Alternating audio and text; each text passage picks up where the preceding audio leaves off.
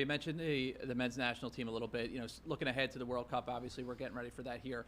Where do you see them right now? How they're doing? You know, we spoke to Carly Lloyd a couple weeks ago, and she said the not qualifying part of it might be even a problem because you don't have that test to go through to see where you are. Where do you think that team is right now?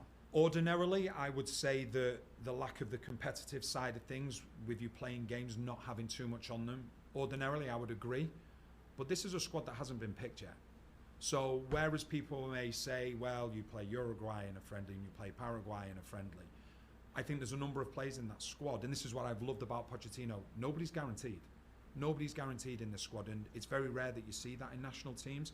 So what you're seeing now is players that are thinking to themselves, is this my last chance to get into the squad? Am I going to have another opportunity?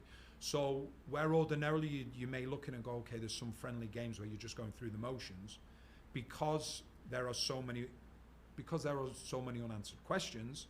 I think there's a number of players that have been playing for their places, so that's sort of taken the friendly aspect out of it. But I do love the fact of what Pochettino's done. It's great. I listened to his first answer when he was interviewed after the game when they beat Uruguay, and the question was something along the lines of, you know, does it feel good to have beaten a team like Uruguay with potentially your second team? And that annoyed him. And I can understand why that annoyed him, because he's like, there is no second team. Exactly, there is no second team, because you've got a number of players that I think if we rewind the clock back a year ago, there was players that you go, yeah, he's got a slim chance of maybe being in the squad. Now you're looking at it and thinking to yourself, he could be in the starting 11.